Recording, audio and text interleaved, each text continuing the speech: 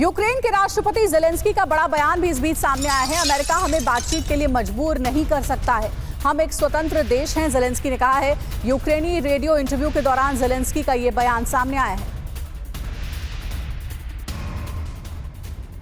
और वहीं रूस से युद्ध को लेकर ज़ेलेंस्की ने और क्या कहा है, उनके सुर क्यों बदले हैं, इसकी डिटेल आपको अब समझाते हैं। दरअसल रूस से जंग ज़ेलेंस्की ने किया सरेंडर। ज़ेलेंस्की ने क्या कहा है, अब ये जानिए। रूस यूक्रेन युद्ध खत्म करने का प्रयास होना चाहिए, ये ज़ेलेंस्की की ओर से कहा गया है। अगले साल तक युद्ध समाप्त करने का प्रयास हो, कूटनीति के माध्यम से बातचीत करनी चाहिए। क्यों बदले आखिर ज़ेलेंस्की के सुर? यूक्रेन के सबसे बड़े मददगार देश अमेरिका में सत्ता परिवर्तन हो चुका है। अमेरिका में बाइडेन की जगह अब ट्रंप सरकार बनने वाली है। अमेरिका से यूक्रेन को पहले जैसी मदद की उम्मीद नहीं है। यूक्रेन के सहयोगी देशों में भी जंग को लेकर मतभेद है। राष्ट्रपति वोलोदिमीर ज़ेलेंस्की ने कहा है कि यूक्रेन को कूटनीति के माध्यम से अगले साल रूस के साथ युद्ध को समाप्त करने के लिए हर संभव प्रयास करना चाहिए।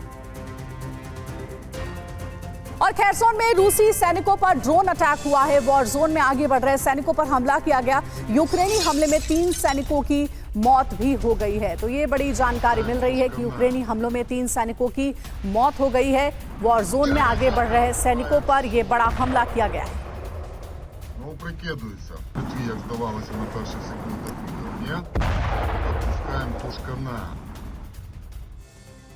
और वहीं यूक्रेन की खुफिया रिपोर्ट में बड़ा दावा किया गया, रूस को हथियार दे रहा है नॉर्थ कोरिया। पुतिन से दोस्ती मजबूत करने में जुटे हैं किम। यूक्रेनी सेना पर हमले के लिए हथियार दिए गए हैं।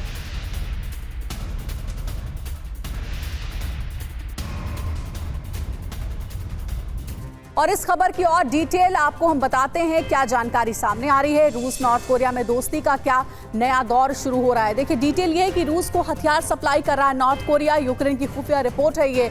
जानकारी ये भी कि लंबी दूरी के रॉकेट और तोपखाने से सप्लाई का दावा किया जा रहा है। वहीं रूस के कुर्स्क में नॉर्थ कोरिया ने हथियार भी भेजे हैं, ये भी खबर मिल रही है। 2023 में नॉर्थ कोरिया ने रूस को हथियार दिए थे।